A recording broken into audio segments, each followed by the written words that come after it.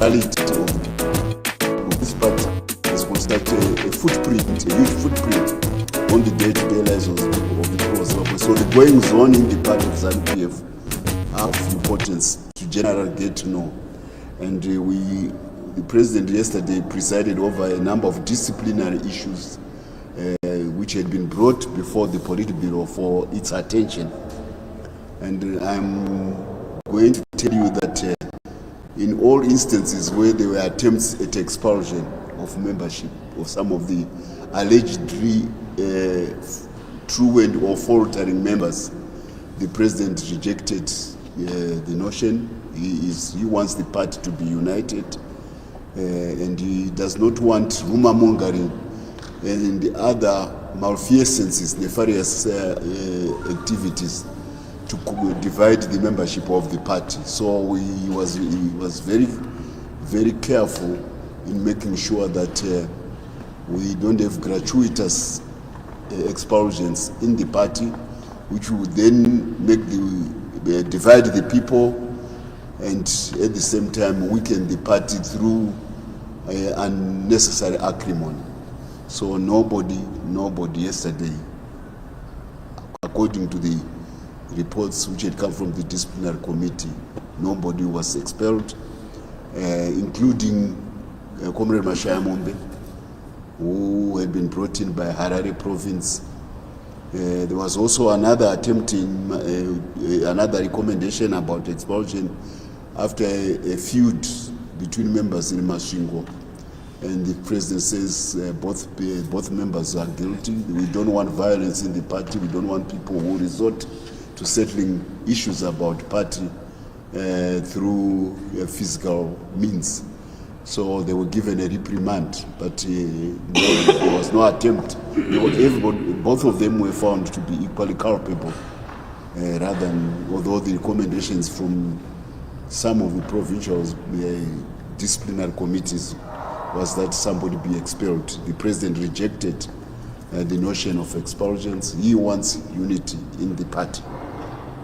The other issues, they come from electoral co-option in Manicaland, which the president listened to a report from the leader of the party in Manicaland, Comrade Chinamasa, and there was a lot of debate about this matter, and the decision was that the president be given the privilege of going through the report of the security department of the party. And since the head of the security department of the party was on duty out of the country, the matter was deferred until he submits this report.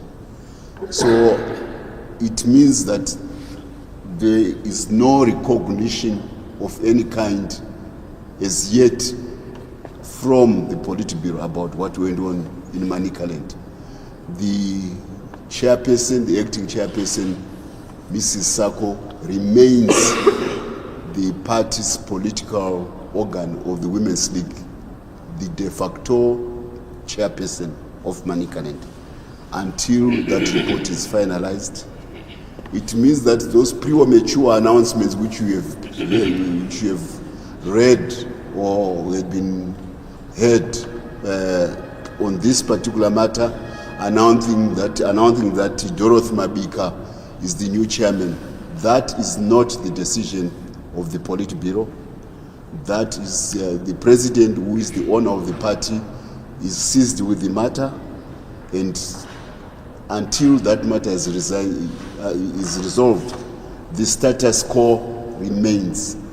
She is, Mrs. Sako, is the acting chairperson of the Women's League. Furthermore, on this matter, because of the debate which it elicited, the president warned against undue accusations and other activities which try to game the electoral systems of Zanu PF. He was very, very stern. And this warning, he extended it to fellow members of the Politburo at the highest level.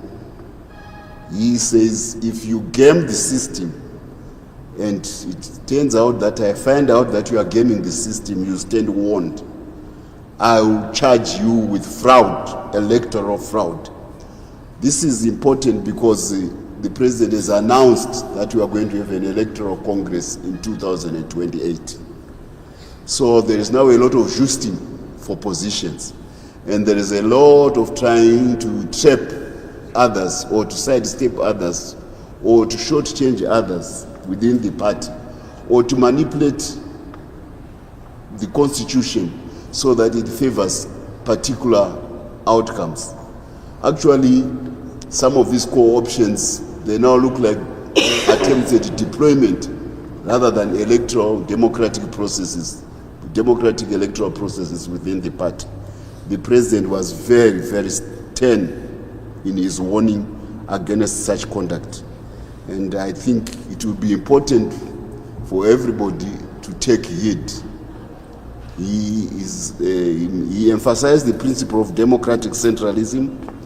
Maybe I would need to explain that as a mass party which believes in elections, which came to power in 1980 through elections, even if it was on the verge of winning militarily, the president reminded that we came to power through an electoral system.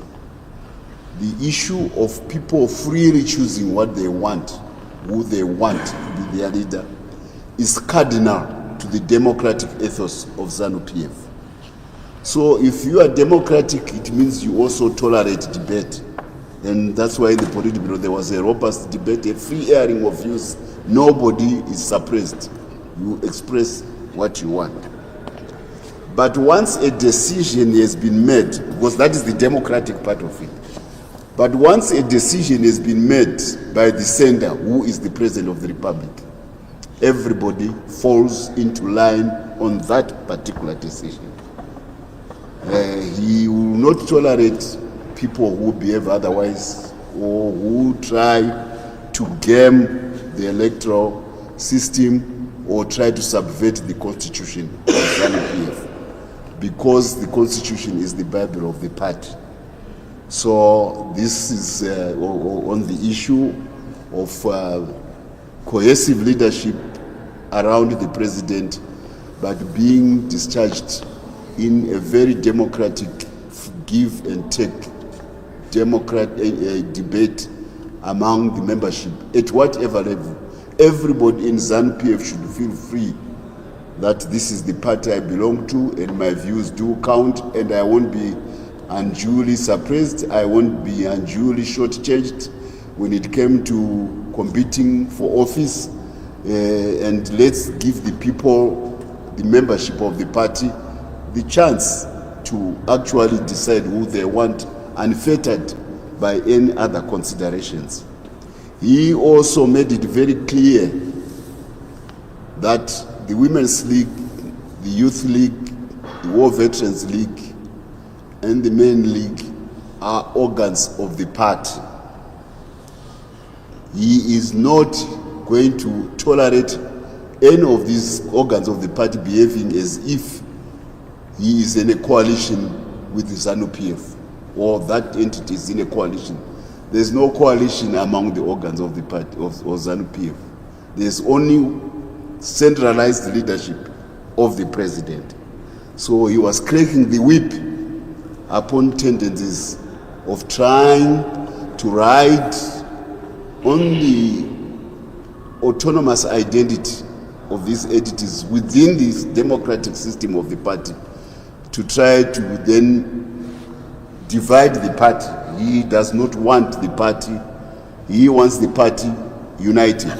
He does not want tendencies which go to fraying the party on the edges. So I again highlight, because in an instance, there's where some youths come from other provinces to go and support a particular candidate in the primaries of the elections of the party. You are now trying to indicate that within a party there are some people who are favored and there are some people who are not favored. We are vana vemunhu mumwe chete in ZANU-PF, tiri vana vanyamunhu. tinogona kurwira zamu raamai, but at the end of the day we are siblings of the same family, so we cannot tolerate alliances within the party which go along certain particular lines to favor certain tendencies or to favor certain ambitions. The president says that will not be tolerated. I am saying this to you, although you are not being members of the party, simply because this party is so important to the day-to-day affairs of the country. And even if you are not a member, it is of interest that you get to know, because as a winning majority party in the parliament, we make decisions on behalf of everybody in Zimbabwe. Yeah, and we always try to do it for good and not for worse. So that clears the issue about tendencies of trying to divide the party. He wants every effort to unite the party rather than to divide it. That's what the president said. The other issue which was addressed by the president is that this is the season of winter wheat. We have done well as a country in a very short period of time to become self-sufficient in wheat. We are now preparing for the season. He hopes that the Minister of Agriculture is up to speed so that the people of Zimbabwe can again produce a bumper harvest in wheat. But not only the Minister of Agriculture, but also the Minister of Power, Energy, because this is a crop which relies on irrigation. And we are happy to say that the Kariba Dam is at one of its fullest. So the ravages of reduced power inside the Lake Kariba and the reduction of power generation may not be necessary this year because of the abundance of power in the lake. So he hopes that farmers will be able to produce wheat and create another bumper harvest for Zimbabwe as the second country in Africa to become wheat sufficient after more populous Ethiopia.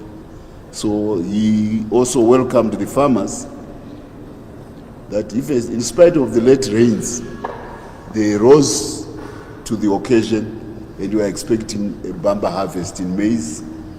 So by and large, Zimbabwe remains food secure. This is a very good thing because there is a lot of gnashing of teeth globally that USAID has closed offices in certain countries. Whilst in certain countries it may have been an important player in the welfare of those countries, in Zimbabwe, because of our hard work and in particular the achievements of the Second Republic, we have reduced our dependence on Western food aid.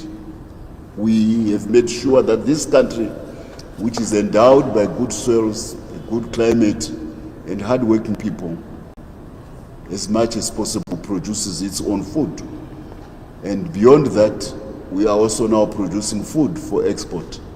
And we think we will start exporting wheat very soon.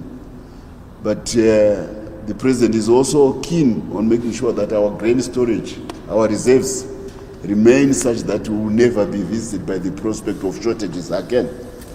So there's a big investment. You saw him in Kwekwe, going to open state-of-the-art silos with artificial intelligence management systems for grain storage to make sure that we have no wastage because of improper handling.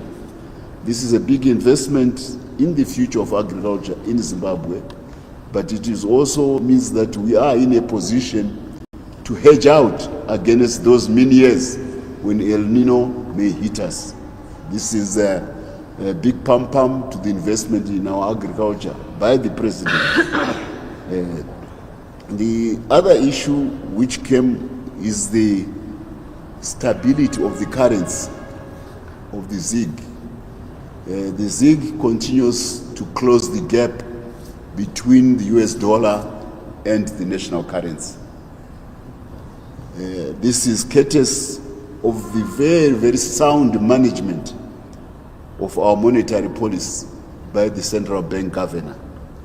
He got a pam-pam from the Politburo, from the president, for making sure that the memory of 2008 and the destruction of a national currency through wayward inflation, even though engineered, is a thing of the past. People have got bad memories about what happened to their life savings in 2008. So the president is determined to make sure that our currency retains value so that there can be proper pricing in the exchanges between Zimbabweans and outside Zimbabwe and those who are in trade with other countries. The currency is very important. I always remind people that what made the Shona Zimbabwe civilization so great was 5,000 or 1,000 years of a stable currency, and the currency is gold. Yeah. If you want to subvert a country, you want convulsions within a country, then have the people's wealth destroyed by inflation. So the president is very alive to that and is working very, very closely, giving direction to the central bank. But another aspect which is very pleasing in this context is how our SME gold sector has risen to the occasion, and it was taken note their contributions are now 4 tons per month. 12 months or 4 tons per month. So very soon we'll be hitting 50 tons a month. Remember, before 4 tons was what they produced. They couldn't even produce 4 tons in a year in 2016 when they started as small miners. Remember, they were legalized in 2016. They only produced 3 tons. Now what they have exceeded what they used to produce in a year, and they are producing it in a month. Those guys are real the new heroes of Zimbabwe, as the president said. The small SME gold sector. It is the one which has given Zimbabwe the zig. It is the one which, and with all the convulsions in the global financial marketplace, with China and America, punching each other over tariffs, gold becomes the refugee for safeguarding currency. But there's also this uncertainty about the US dollar because of the prospect that the oil-producing countries may now start trading with currencies other than the US dollar. So the petrodollar is being managed. The petrodollar is basically a denomination of the petroleum as the most traded item in the world in US dollars. If you want to buy anything petroleum, you pay in US dollars. That was an agreement between America and Saudi Arabia in the 1970s. Now there is a movement away from that. You can now buy in rupee from India. You can also buy in yuan from China. And there are also other alternative electronic payment systems like the one between China, UAE, and Bangkok, which everybody is beginning to join. So this thing about the eventuality of the reduction of the footprint of US dollar in international transactions is also making people look for gold as a refugee. So Zimbabwe, being a country which produces and is increasing its gold production, we are riding on the rising price of gold. Yeah, can you imagine? I think it is hitting $3,100 an ounce, when about 2 years ago it was $1,700 an ounce.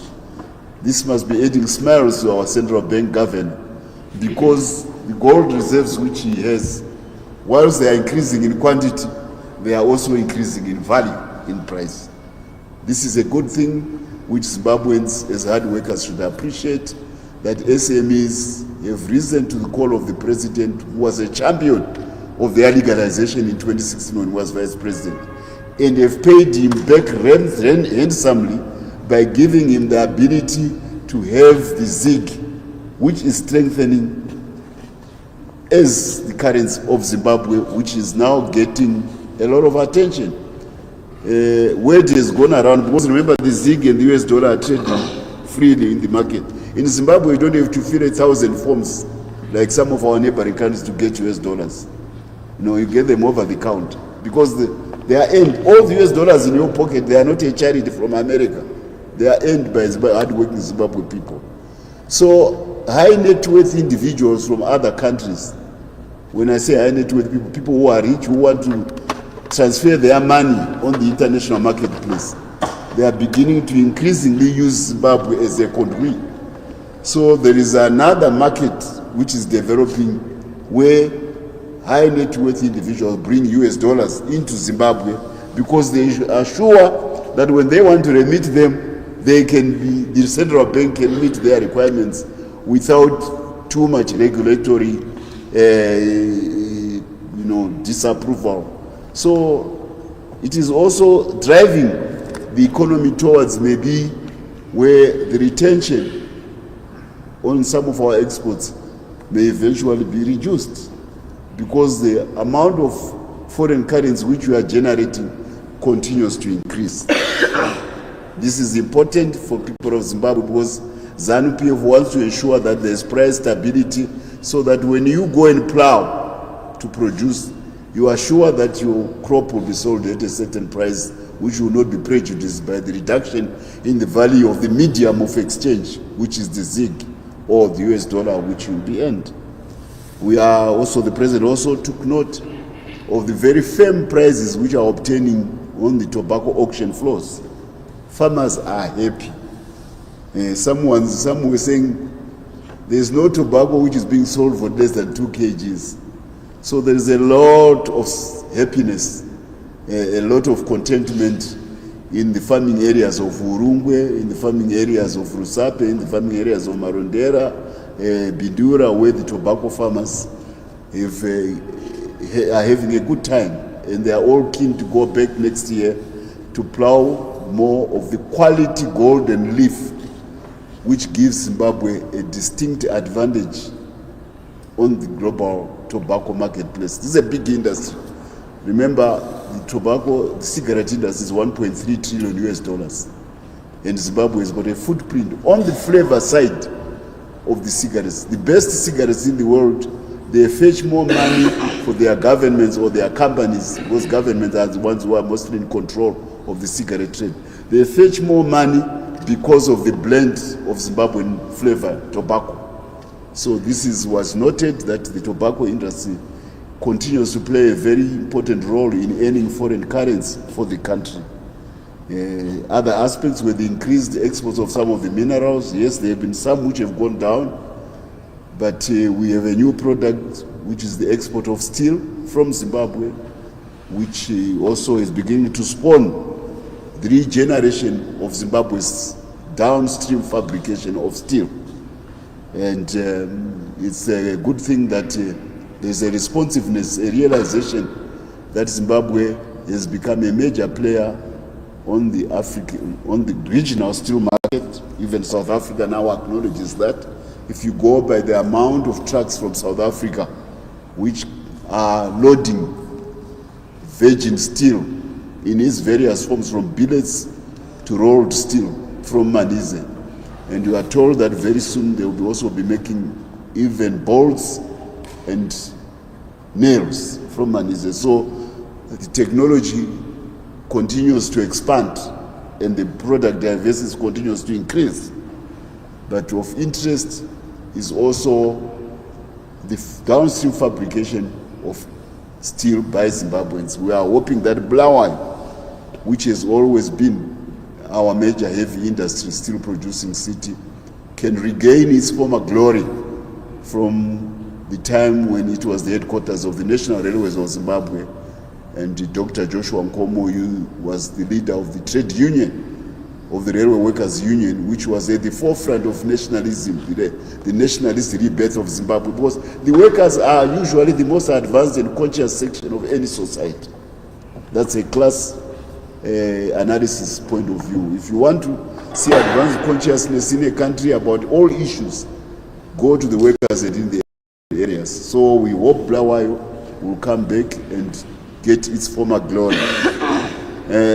I did make, and I've got to make a side statement, I did make a remark about a certain king from South Africa who went to Bulawayo. I am very happy to welcome his explanation. He is none other than the lineage of Mzilikazi, one of our great kings who came to this country from the south. Our people were always moving, even in pre-colonial times. And for those who may want to know, it was not Mzilikazi who defeated the Shona kingdom of the Roji. It was Zwagenda, but he went up north. Mzilikazi came and established his nation in western Zimbabwe, but it was integrationist. That's why you have Moyos who are Debele and Moyos who are Shona. Mpofus. This was integrated. He was a great ruler. So this king from South Africa came because originally, of course, Mzilikazi came from Zululand. He was part of Chaka's generals. So he says, no, I didn't come to cause problems in Zimbabwe. I came there because of the cultural affinity between the two peoples of Zimbabwe and South Africa. This is a good thing. Of course, it is Coulthard who was trying to abuse him, to try to use him for tendentious issues about the cohesiveness of Zimbabwean society. So he distanced himself from Coulthard. I want to bow to my king and his lineage to say this is how African kings have always been. They have behaved in a noble manner, which is to unify the people of Africa. That's what our great African kings have done. I also want to stretch to a little bit of a foreign policy issue. We are always reticent to comment about other nations' foreign policies, but we were a little bit unsettled a couple of weeks ago when there was a nosedive in the relation between Pretoria, Tshwane, and Washington. We are happy to say that President Trump and President Cyril Ramaphosa may soon be meeting, and that the ruckus which may have been brewing between the two nations will be settled by discussion. But even more pleasing is the fact that the Afrikaners have reached out to the ANC and they had a meeting. We continue to emphasize that Afrikaners are Africans. We want them to be treated in the same way as any other African, because if we treat them like that, we also show to the world that even if Russians come to Zimbabwe and settle, they will be treated like Zimbabweans. Even if Chinese come to Zimbabwe and settle, they will be treated like Zimbabweans. Even if Indians, who came with the British to build the railway line in the 19th century, they have settled. We never feel that they are aliens, they are Zimbabwean. This is the society which the president wants, very, very tolerant in a global village. Because as we converge through technology, through commerce, through other aspects of human business activity and social activity, we need to realize that every human being is created in the image of God. So ZANU-PF's ideology is to be non-racial. That's why when we were fighting, we could never say we were fighting against white people. We said we were fighting against racism. Imagine I'm landing at Moscow airport or Beijing airport, and because I'm being oppressed by Smith, I tell them, can you help me to fight white people in Zimbabwe? The next minute I'll be back on the plane without any help. So ZANU-PF was very careful as a party to make sure that we remain a non-racial, inclusive party in outlook.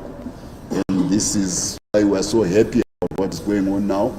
The prospect of the Afrikaners reaching out to become part of the citizen of South Africa, not as exceptions, but as tolerated minority with their own culture.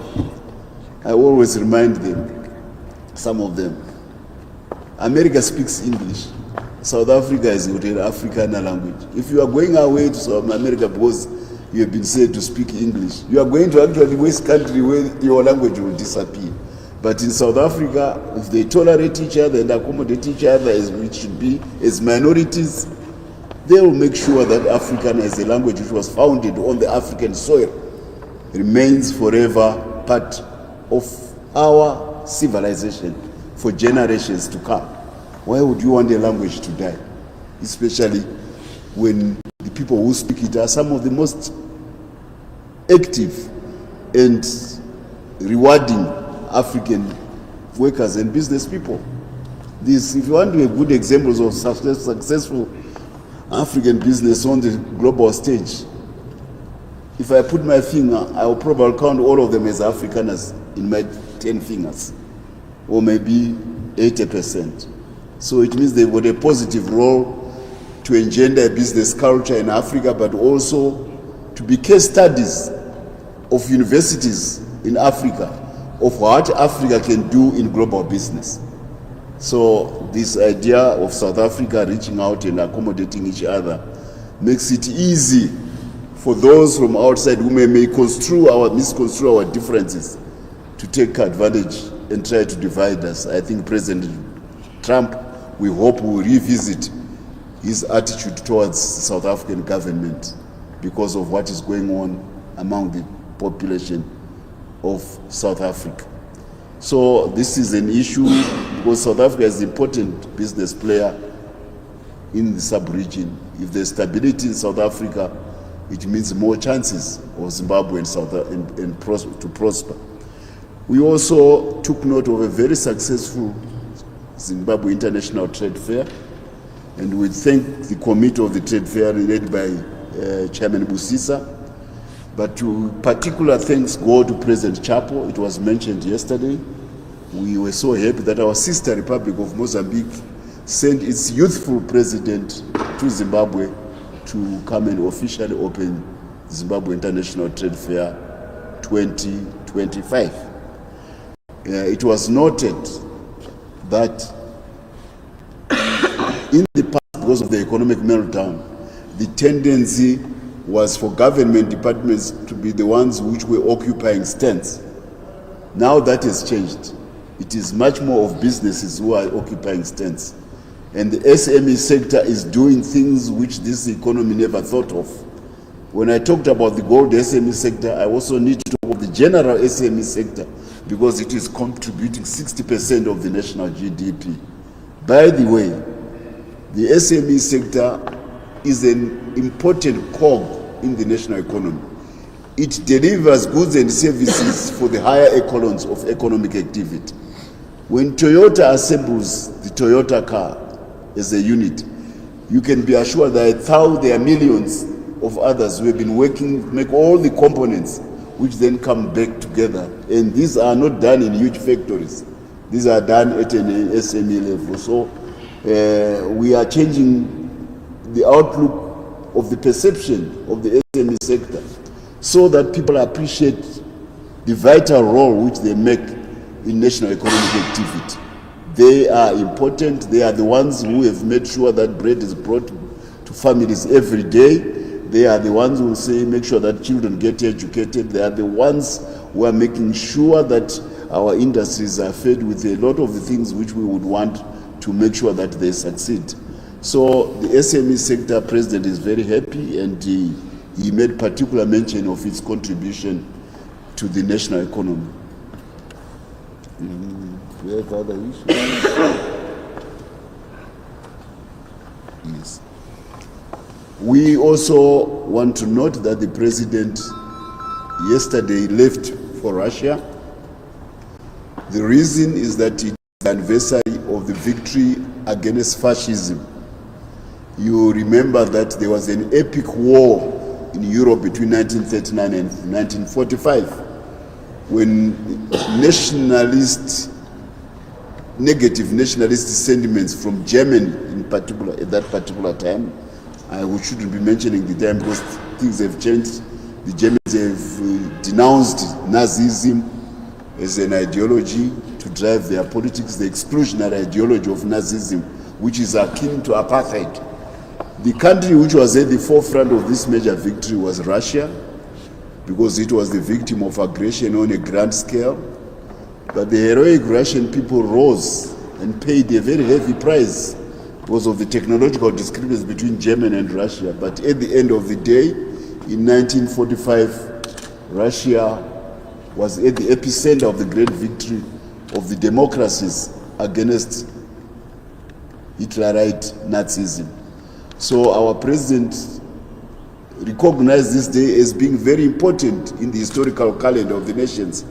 It would have been very dark if Hitlerite Nazism had taken control of a major European country like Germany, but taken control of the world. There are actually attitudes about even racial profiling of other races. So we celebrate the Russian victory as a victory for humanity, all humanity. And the president went to join a raft of other leaders in Moscow to celebrate this day. And the good thing is that with the advent of the Trump victory in America, there is a new possibility that the European tendency to fight. I don't know why Europeans love to fight.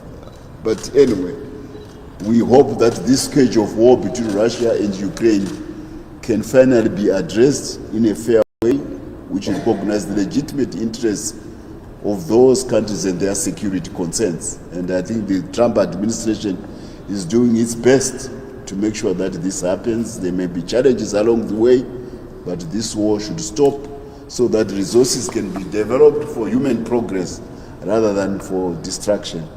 But all the same, a raft of leaders are recognizing the new global dispensation where there is less acrimony between the superpowers, the two major superpowers, and they are all gathered at this great day. And in Zimbabwe, the ambassador of Russia is celebrating this victory day on Saturday, and I will be there, and I'm sure many of my colleagues from the party will be there, and for our own reason too. We were supported by Russia during our war. But beyond that, Russia was the first country to democratize the gun, to give it to other nations other than European countries. The Berlin Conference had created a gun cartel among European countries because they had got the advanced weaponry of the gun ahead of everybody. So a cartel was created to make sure that no other nations besides Europeans keep control of the gun so that they can lodge it and save and colonize others. Then the Russian people, in a great victory again in 2017, the Bolshevik Revolution, they broke away from the European cartel of denying guns to other countries. That's why the Chinese could fight and win against the Japanese. But that's why also Africa could eventually equalize the military equation, the military imbalance between Europe and its surrogates in Africa and Africans in Zimbabwe and Southern Africa. They democratized the gun, the Russians.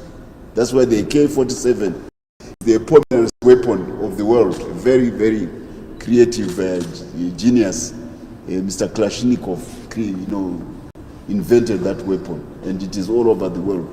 So a little bit of Russian history on this important day, celebrating our great friendship with the Russian people and their contributions in general to the progress of humanity. Another issue.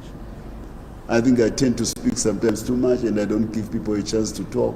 If something comes when you're asking me questions, I may always revert and add you further enlightenment as to what may have transpired in our Politburo yesterday, as the great part of the permanent Zimbabwe revolution continues to give guidance and to preserve the history of our people. Yes, we had another occasion, we stood in honor of the three heroes we buried at Hiroseka the previous weeks.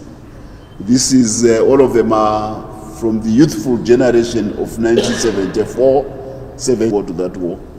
If you look at the registers of schools from 1974 to 1978, they are empty of students. Why? because many of them decided to say enough is enough. Mozambique has shown that we can win. They went in quest for the Kalashnikov, for the weapon, to come and defeat Rhodesia. So these three heroes come from that very, very brave generation who added not only a quantitative aspect to the numbers who were fighting, but raised the quality of Zimbabwe's new generation armies of Zanu and Zipra to another level. There was a qualitative leap in the mastery of modern military capability by Zimbabwe. And by 1979, we had dealt the enemy heavy blows because we had equalized or was outpacing them in terms of military prowess. So these are the heroes which were honored yesterday in the Politburo. That young generation, I have the privilege of knowing all of them because I went early to the war and met some of them at Junta in Mozambique outside Chimoio when it was being handed over from the Portuguese to Zanu forces so that we could use it as a refuge and later a training camp in Chimoio. So I know them, and it's my loss too, and part of my life went with them because they knew me, all of them. Some of them I was at the front when I fought at the front in the country with them. Others, like I mentioned, they were the smart ones. From the urban areas, they didn't fear white people that much because they were blown close to them. And in particular, Victor Rungani organized the transportation of our army to deliver weapons, to deliver people to training. He was part of that group at our camp called Zanu. And aside to that, is that because they were coming from areas, I talked of those who came from the schools, but there were also the others who came from urban areas. They had this outlook, a modern outlook about life. So that camp where they were running the logistics of the party, it also became a hive of cultural activity. So when our choir was practicing war songs, which Comrade Chinks is well known for, there were others who were also practicing good music from their experience from that time, jazz, blues, hard rock. And that song, people think it comes from the Harare Mambos. No. That's a war song. It was composed by the young girls who were from Bare. One girl, I think her name was Mchazo Tida, Comrade Sekai. She composed that song. That's why it has got that jazzy feeling about it, and it's in immortal tune. This is an example of the creativity which was going on in the war. It was not only about mastering weapons, but a general cultural revolution was going on. So Comrade Victor Ngani used to be actually an occupant of that base, and most of his colleagues were later ambushed as they drove the trucks to deliver weapons to the front. I remember in particular Comrade Jonah Kay, who came from Bari also, who was ambushed in an accident driving a load of trucks, a load of ammunition. Because the Rhodesians started deploying in Mozambique, because they were defeating them at home. So they started coming to Mozambique to infiltrate and sabotage. So a little bit of aside on the heroes, but some anecdotes on the history where we come from, about where we are as a people of Zimbabwe. Any questions? Please, any questions? Is there another issue which I may have?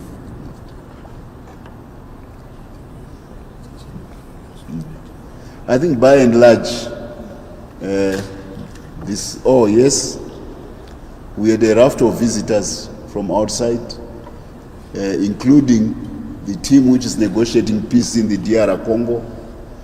It is a matter of great honor that our president received that team, and Comrade and former leader of Nigeria, Olusegun Obasanjo, who is now in his 80s, led that team which is trying to bring peace into the Congo. We really want the guns to die down. We fought in the Congo to try to make sure that the country's integrity is preserved. And we are very happy that Rwanda and Congo are finally finding each other, and that Washington is no longer playing a negative role in setting up one African country against another. Again, this is something which we have to give President Trump a pam-pam for. There was an agreement between Congo and Rwanda to cease fire and to negotiate a durable peace between them. It's a very important region, very mineral rich, energy rich. Its absence from Africa creates a weakness on Africa, because here's a huge country with a big population, with all the resources and the most vulnerable rivers in the world.